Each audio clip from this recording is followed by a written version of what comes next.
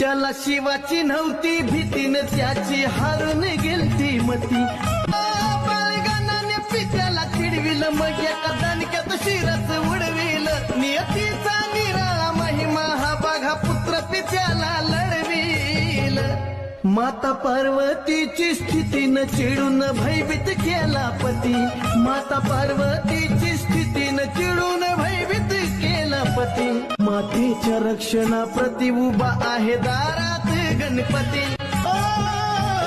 प्रकाश महेंद्र सांगे कहाणी हो दे आदिनाथाच्या वाणी हो. गेले शोधाया रानो राणी हो त्यात विपरीत भेटलाय प्राणी हो.